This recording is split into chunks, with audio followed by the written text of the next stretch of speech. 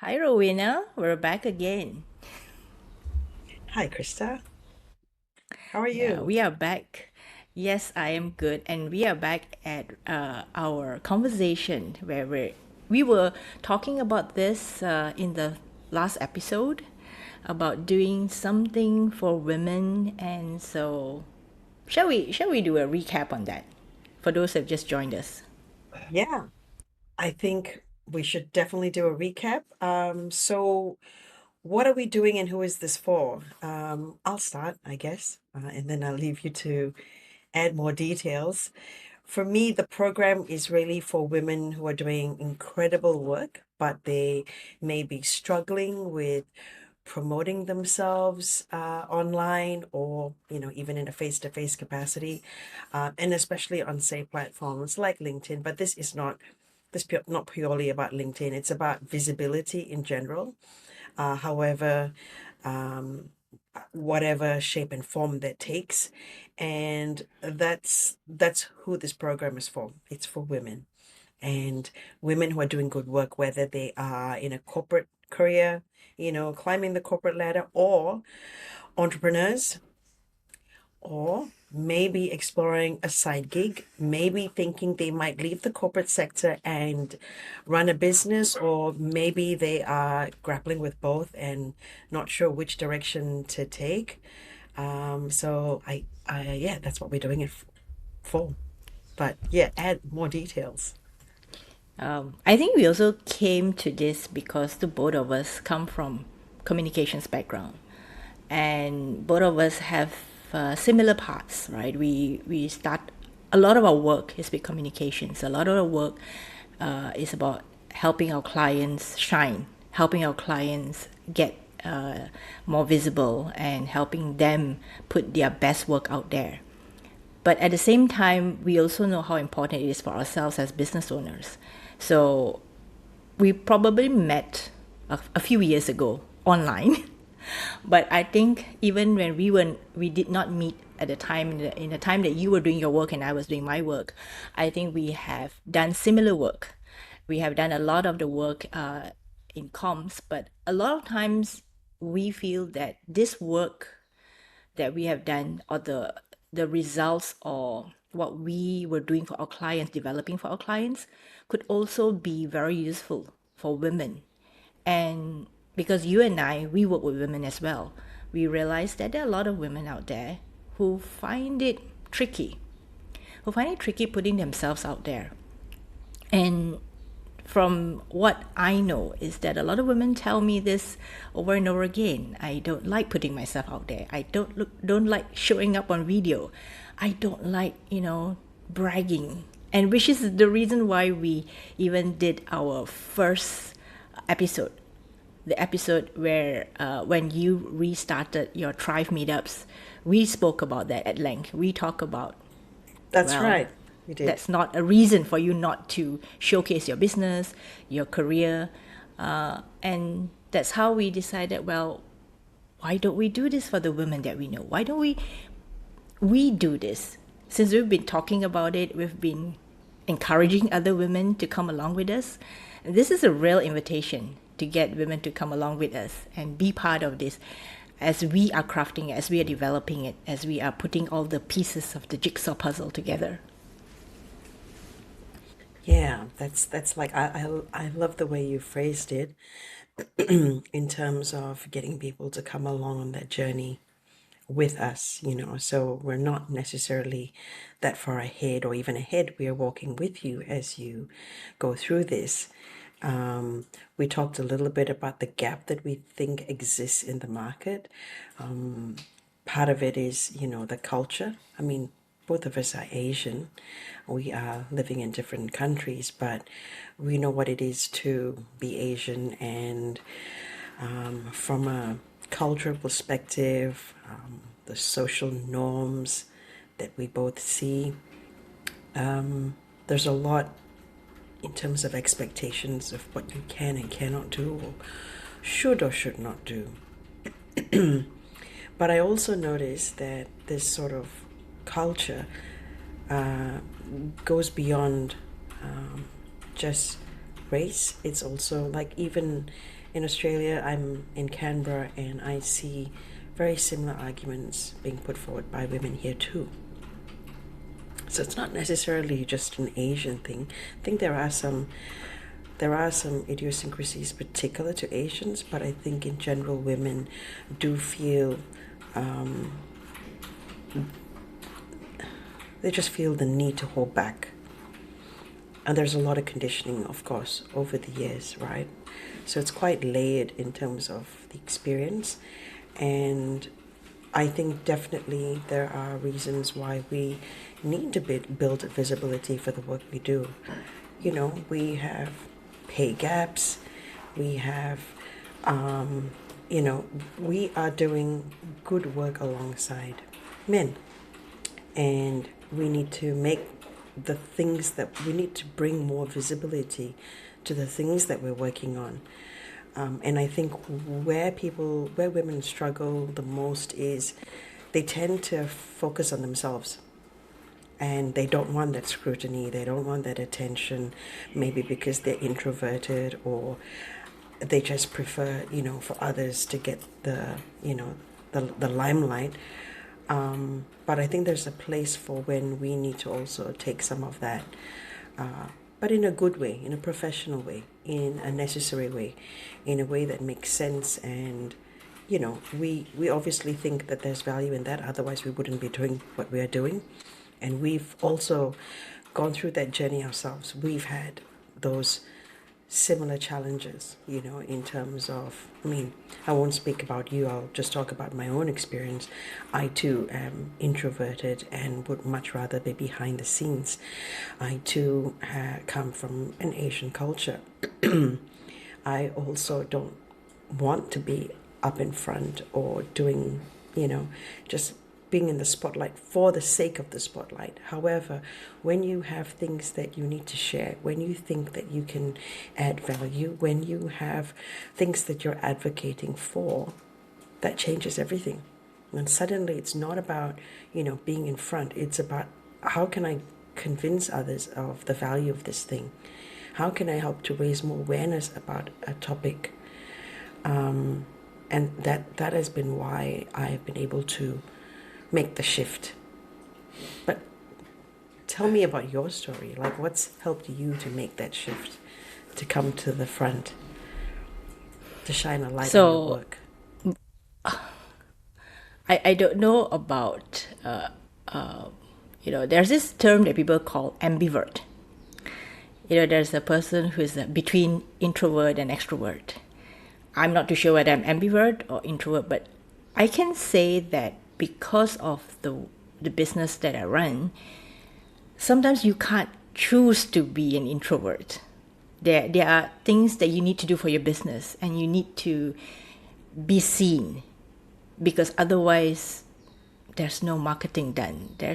No one knows about the good stuff that you do for yourself and your business.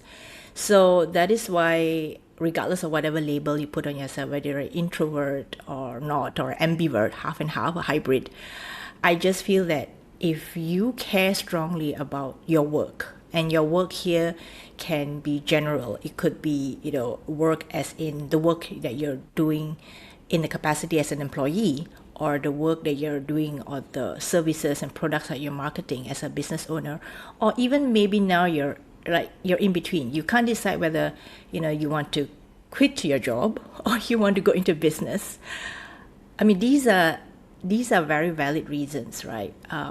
So we need to understand, like, if I wanted to come up today to market my business, the biggest thing that you have to understand is you have to be visible.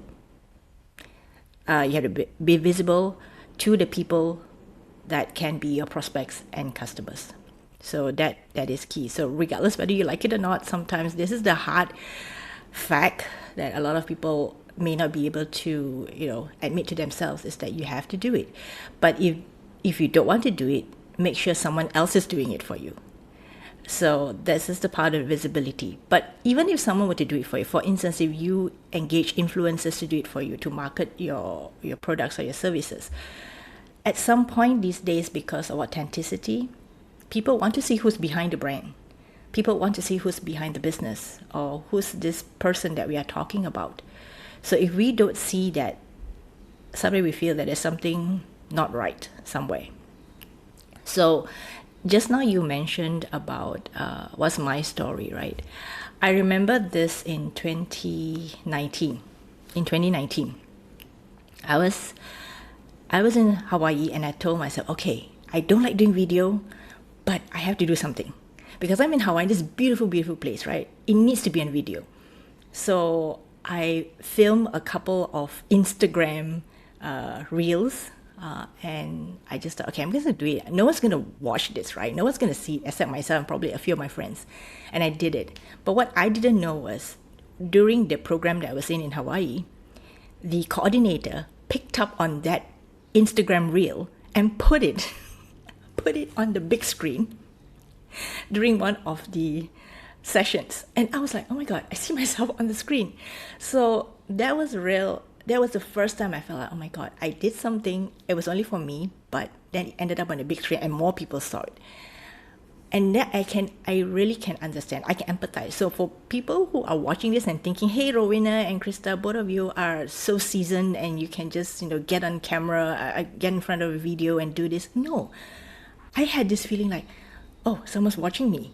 And I had this feeling that, wow, how do I do this again and again, right? Because you feel so self-conscious. I mean, seeing yourself, your face up there on the screen is really a big deal. So after that, when I came back in 2020, when the pandemic started, I didn't start the podcast first. I started with Facebook live stream. And when I invited my clients and my friends to be on a live stream with me, they were all freaking out.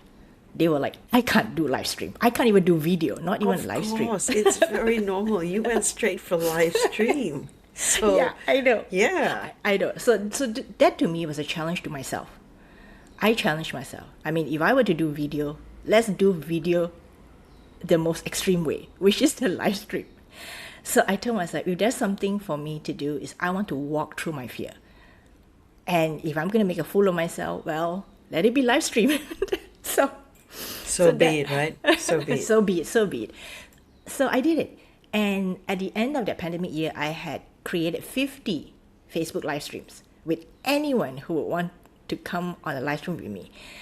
And I told myself that was like my baptism of fire, right? Worst come to worst, you're going to fail at it and you're going to end up looking stupid. But the best part is I conquered my fear of going on video.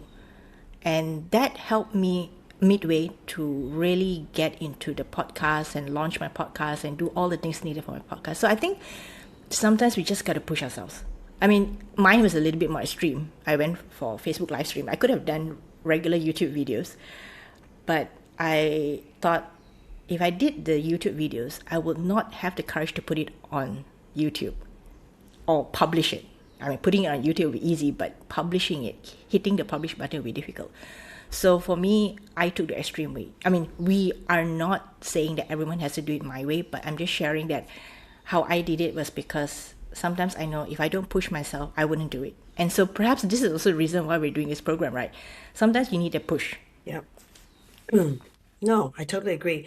I do want to, for those who are watching and wondering, where is this going? I do want to kind of highlight that the goal of today's episode is to talk about the program, what makes it unique, and also what some of the participants will walk away with. But I do want to add to what you've just said, because you shared a little bit about your history. And I think it's good to let people know where we come from, because it's about the process, it's about the journey, not just the end result. As you said, people can look at this and go, well, of course you can do it. You look great. And well, I think we look okay, but you look confident and everything's flowing well, but it doesn't always. And, just like you said, sometimes you have to do it because you have to be the face of marketing. If you're running your own business, just like I am, I have the same issues as you. I have to be the face of the business. And, when I was running a magazine many years ago, we decided that one of the revenue streams that we were going to go for, besides just relying on subscription, was events. We were running executive briefings. We were holding intimate roundtable discussions with senior HR leaders. I had to run the roundtables. I had to moderate. I had to be the face of the magazine. So I had to do it. You know, you either say, yep, we're going to do it, or then don't have another revenue stream. Last 2 years ago, I think, so I can do that. It was face to face. I did it. At first, of course, very nervous, very, I shouldn't be here. Who am I? I'm not really in HR. Who am I to be running the conversation, kind of telling people these are all senior HR leaders?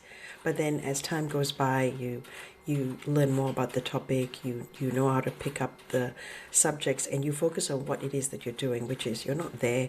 If you're moderating a round table, you're not there to be a subject matter expert. You don't need to know the subject, but you need to know how to moderate a conversation. You need to know how to be inclusive and make sure those who are, everybody gets time and space to talk.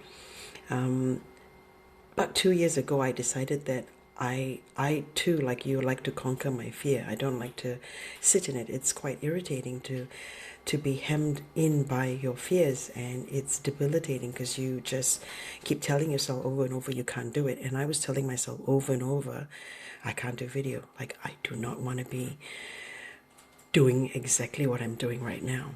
Like, I can do it right now. I feel more confident, more at ease, a little bit nervous, but I'm okay.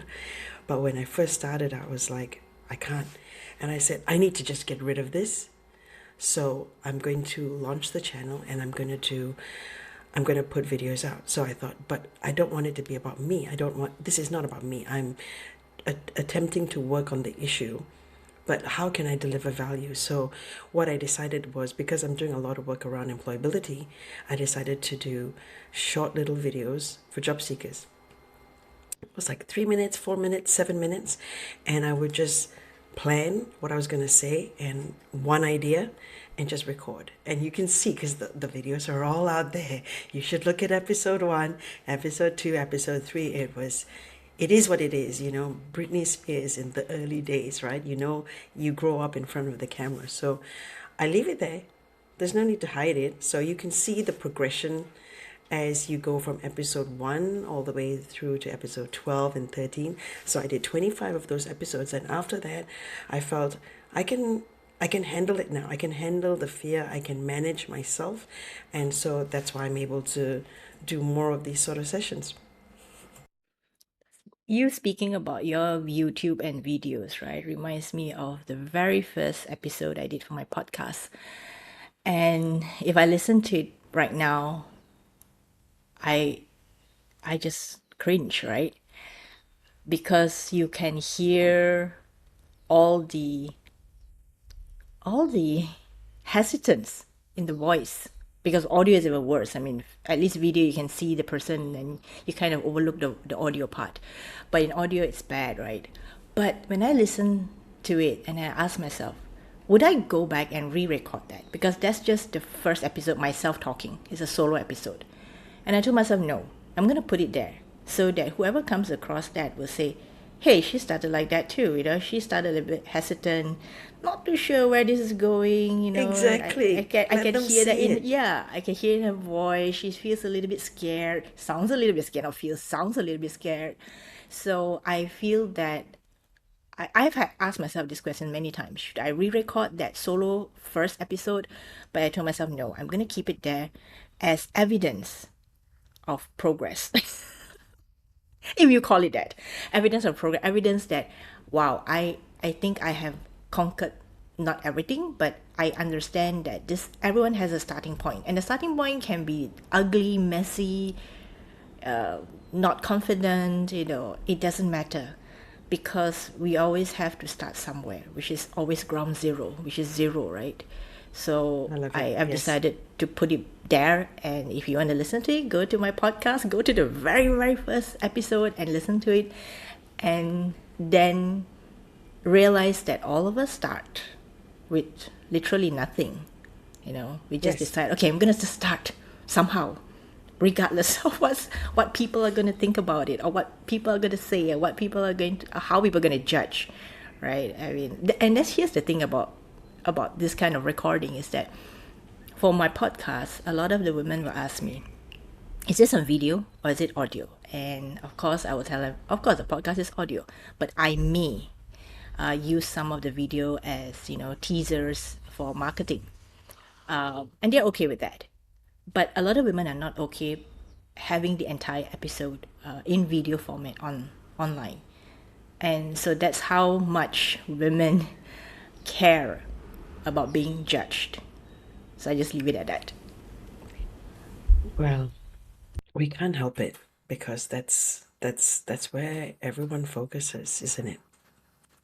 Unfortunately, or fortunately, it's part of the conditioning. It's part of how the world works. There's so much focus for women on how we look as well. So can't be helped. I love that you said that, and I love that this is the conversation for episode 2, because it is talking about how things feel so real. And when you get to see us sharing about this stuff, then it's it's recognition of the fact that these are all very similar journeys for most of us, and you should feel hopefully comforted with the idea that other people are going through this. Nobody really is going through this going, I got it all figured out and I'm going to be great. Everyone goes through this. So all right, so let's talk about the program itself. Can you tell us a little bit about what the program's going to do, or what makes it unique from your perspective? I always build programs that I want to be part of. So I think that itself is a motivation for me to do something like this. I like programs where I feel that if I were from the outside looking in, I would want to join because of all these different features or even benefits. So I think one of the key things that will make this program a little more of Rowena and Krista is that we are both going to be there. We are both going to be guiding or be part of your journey, helping whoever who needs that help, giving you, I wouldn't say giving you advice per se, but nudging you along, encouraging you, because I think a lot of women need that, someone just to encourage them. I think part of the program is about real hard work. There are assignments, there are things that we will ask you to do, and it's part of the learning process. I mean, of course, we don't want to go into specifics now, but if we think about an assignment, it's like an assignment that you have to complete. It's not an assignment that, oh, well, you can choose to complete it or not. It is an assignment that you have to complete, because by completing it, you get to the next level where you can open up yourself more to the next step in your visibility journey. So I think assignments, guidance. What else have I missed, Rowena? Yeah, no, I think that's completely down the road that I'm thinking of. And you mentioned that you want to be involved in programs that you yourself would want to attend, and that's exactly the approach that I'm taking as we are working on the development of this program, because it's not finished. We're still working on it. For me, what makes this program really unique and different from other programs that I've seen out there is that we can have this tendency to focus on programs where there's a lot of information sharing, and information is good, but I think as adult learners, a lot of the learning that we do is by doing. I think that's where we fully engage. We can be more partially engaged when we're just learning ideas, but I think, and I know we have different sorts of learners out there. People learn through visuals, and people who learn by auditory means, and people who learn by doing, and of course there are people who learn through a combination of this, of all of these. But I think what makes our program unique, it's really stepping away from just theoretical stuff that you come in and you get all that info. It's about getting some information, but then how can I make sense of it in my own situation, whether it's a business that I already have started but need to take to the next level, or a business I'm thinking of starting, or a side gig that I now want to focus on and ramp up. And so, as you put it so bluntly, there is work to be done.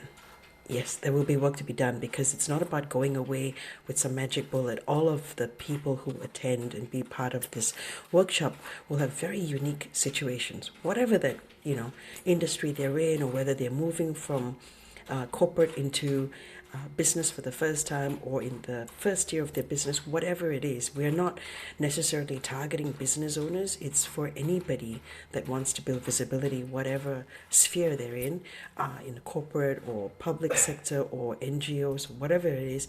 It's about visibility for the self and for the cause that they are promoting. And for me, the unique nature is the fact that we're going to be working on stuff, but rather than working on the stuff that you're focusing on, you're not doing it in isolation. You're doing it with support. You're doing it with guidance. You're doing it with some sort of mentoring from Krista and myself. But also, very exciting, you're doing it as part of a community. So we have a small group of people, and that is the community. So you have other people who are doing this exact same thing as you. And that is like a wonderful feel good, isn't it? To know that you're not alone, to know that other people will be grappling with similar issues. And part of why it's important to have that community is because as you start discussing stuff, as you start working through your challenges, and you're talking to your fellow cohort, you realize, hey, I'm not in this alone. You're facing the same issue. You're saying the things that I'm thinking, but too afraid to say. And that's what makes the difference. And I think one aspect that we forgot to mention was that because they're going to be working on the assignments, it could also be that they could be publishing in real time.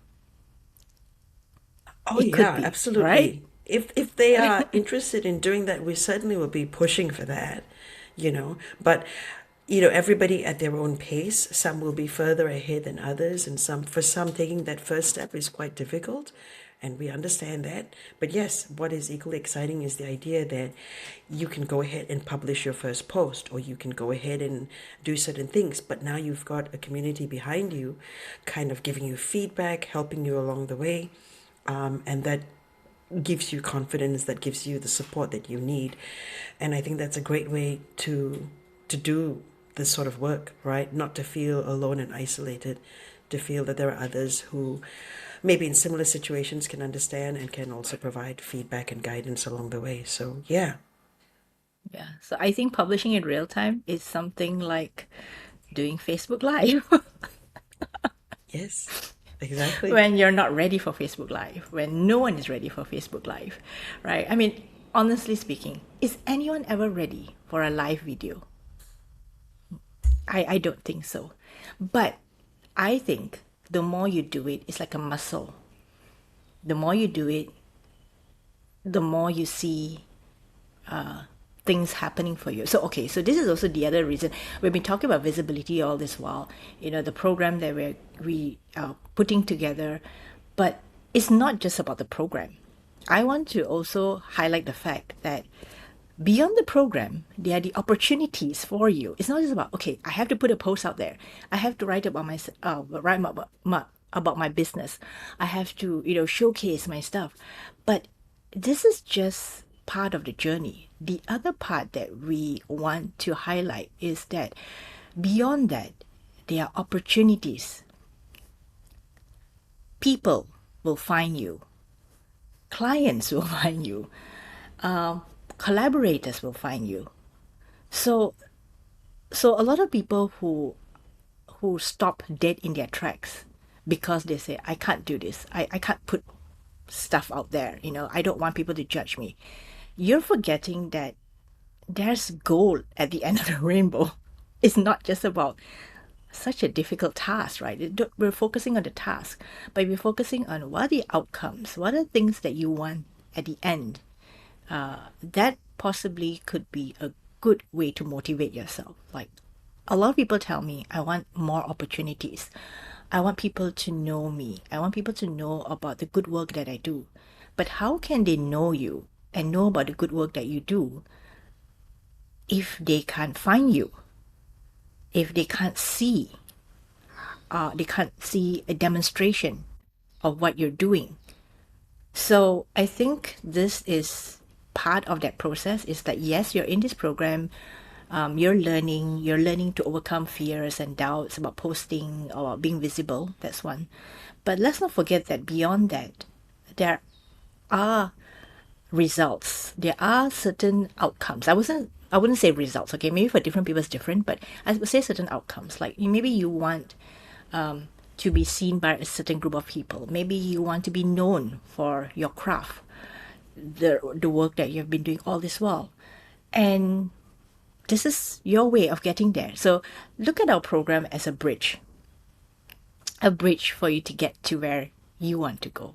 So this is the bridge that you can build for yourself through this program so that you don't feel that I want to get there, but I'm still on this side of the river. I can't get there. You can't get there because you haven't built that little bridge that takes you to the other side. So that's where I think that sometimes we think of programs like, oh, it's a program, but the program has an outcome. And that outcome or the objective is where you get to a certain opportunity or a group of people take note of you. Would you agree, Rowena? Yeah, I just no, totally. And I would also say that the clarifying part of the journey and part of what will be covered in the workshop is that clarifying exercise. Because for some of us, because we've sort of resisted this idea for so long, like I'm not good enough or I don't want to be in the front, you know, when you resist this for so long, then the ideas around what you want to do, what you want to achieve are also blurred. They're just in your head and it's just success.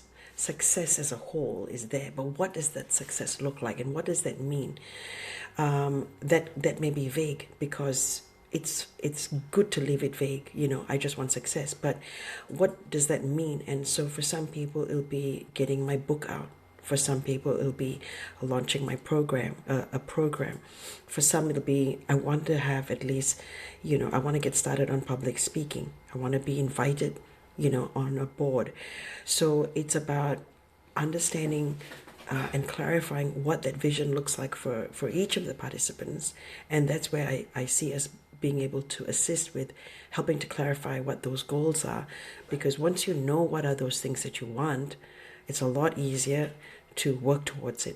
But if it all stays hazy in your mind because you're dealing with the challenges, as you pointed out, then it's very hard because it's all muddled up, right?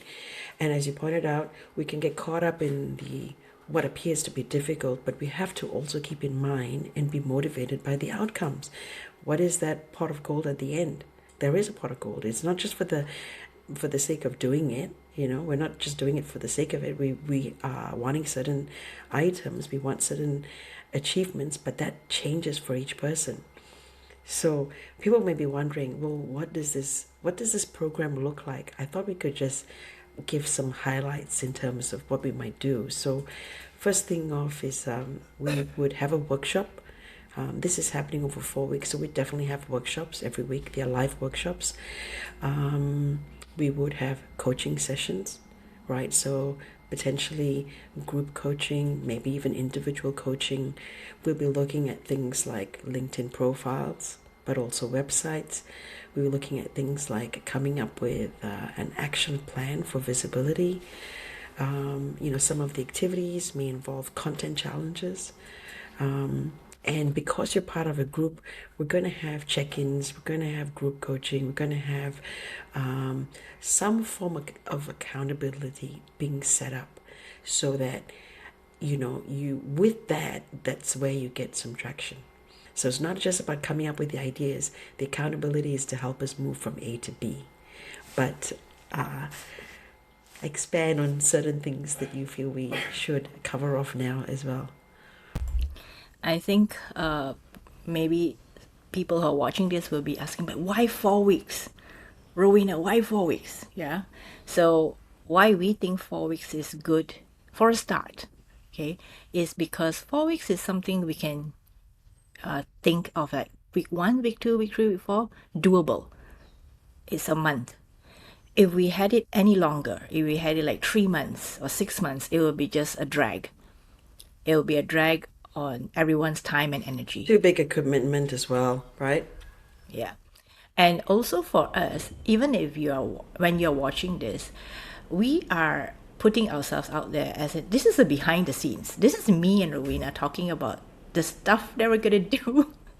The program we're putting together is also a way for us to show you that when you start, there's not going to be like concrete answers, right? Like this is how it is. We have a big picture idea. We have this overview of what we want to do, but we also need to, in a way, kind of experiment with our time because she's in Australia, I'm in Malaysia, so we have to work with our time zones. That's for sure. So we thought 4 weeks is doable for many women, and because the time commitment also, right? I mean, between the time zones and all that. So between myself and Rowena, we feel 4 weeks is good. If the next cohort, if there is a next cohort, and we hope there's a next cohort, we could possibly see how else. But 4 weeks for us is a really good way to test out Yeah. our idea. But why not shorter? Why not shorter, Krista? Talk a little bit about why this isn't a 3-day thing or one a week. Okay, so I've been, and I'm sure you've been too, right, Rowena, to conferences, workshop, 2-day workshop, 3-day workshops. I love workshops. I love 3-day programs or 2-day programs. But the problem is after that is I don't know what to do. I have no idea how to get started. I mean, I get all revved up after the program, after the Yeah. 2 days. Yeah. I come back and I start, okay, what do I do now? Like, where Yeah. do No, I that's right. even begin? Because there's so much of content being delivered. It's just content delivery. It's a broadcast. We're not doing it this way. We're not broadcasting information.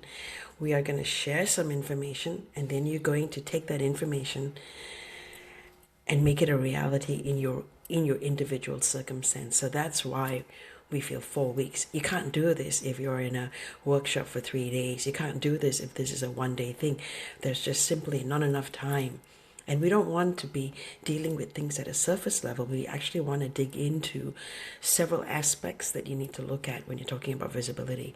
So 4 weeks gives us time to not just tackle all these various topics, but also you need time to process all of this in your own, because we also expect that people are working, people are doing other things alongside this, and People you have need that lives time to and lead. space. People have They have lives, yes. families. Do they? They have families.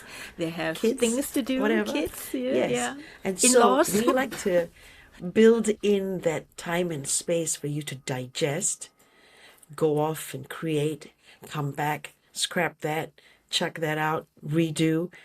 You need time for that, right? And so we feel like anything longer may just not work because it's just too dragged out, but anything shorter just won't do the program justice. So as Krista pointed out, we're starting with 4 weeks, but as you can see from a behind the scenes, the plan is to kind of go with the flow as well and get feedback as we engage with the cohorts and see how everyone's doing, because we expect people will have ideas for how things could change, and we're definitely open to hearing from people about what works and what doesn't work.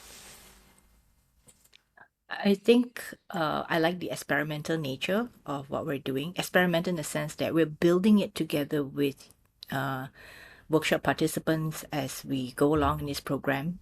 And because this is the first time I'm collaborating with Rowena, so both of us are also working out certain kinks, like who's in charge of what, who's doing what. So at least we know for a fact that, when you want to do something, you want to do something for the long term. It's not something like, hey, let's get it put together in 2 days and let's run the program for 2 days. I have had people who've asked me to run certain programs, like, can you teach me in a 1-day workshop? And I've always held back. Not because I couldn't teach it, it's because I feel that there's no point doing it. Because the person will be back where they are 3 days later because they were not fully ready. And you can't be fully ready until you do the work. You can't just come and listen to me tell you, here's how you should do this, here's how you should position yourself in the Yeah. market. No, You totally. can't. That's just a download of information. And you want to download Yep. information, there are plenty of videos out there for you to download Exactly. information. If you want There's to do videos, some, articles, right? yeah, Exactly. yeah, videos, articles, podcasts, whatever you want to do, go and pick someone and listen to their or read their books, right? But if you really want to master it, I would say master it and confidently master it, you have to do the work. And this is what I think Rowena and I have always been talking about whenever we get a chance to talk about is that you really have to do the work. It is not easy. It is not something that's not like a walk in the park, you know. The work is hard. So I don't want to scare anyone watching this video, but I want to say that this is really for people who are ready to do the work. It's not for you to think, I'm going to take a 4-week program online with Rowena and Krista, and at the end of it, I'm going to have an easy time, make some friends in the program, and walk off. If you're not ready to do the work, this is not for you. So I'm going to put this out there very bluntly. If you feel that, you don't want to do work and putting things or putting yourself out there or doing the assignments are going to be hard, this may not be the program. So just a fair warning to anyone who thinks that it's going to be No, easy one since Rowena and Krista is doing it.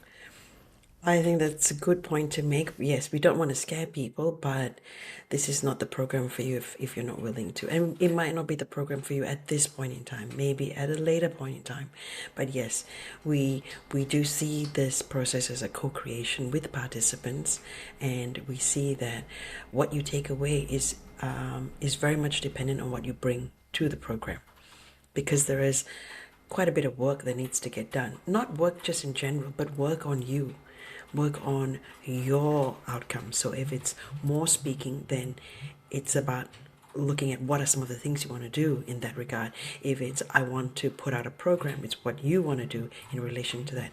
If it's getting on a board, if it's launching the business. So every individual will have different outcomes they want, and it's about the work that they need to do to make those individual elements come together slowly. And that's why 4 weeks really helps, because you can begin the work and you can see the traction that you're getting. And as you have these small wins, there will be hiccups along the way, as happens. But as you get the wins, the small wins, there's celebration and there's a bit of motivation to go, okay, that worked, and then let's do the next thing. Yeah. So I think that would be good enough for this behind the scenes reveal a little bit. So what do you do if you're like, oh, I'm interested now. Now you're both of you have gotten me really excited. I can't wait for the program to start, right? So what's the next step, Rowena? Well, the next step is to hit the link below. There'll be some information there, just a short form that you can fill up, and you can get email updates as things are progressing. Simple as that. Okay, so do we call it an episode? Yes, we do. So this is me and Rowena coming to you from behind the scenes, explaining to you about our program, even as we are building our program. So stay tuned for the next episode. But remember to take the action if you're interested. Go to the link below and fill up a short form, an expression of interest that you like to be updated when this program is finally launched and ready to go. So, Rowena, any We'll last see words? you. We'll see Any you last in the words? next episode. So we'll see you in the next episode. Thank you, everyone. Bye.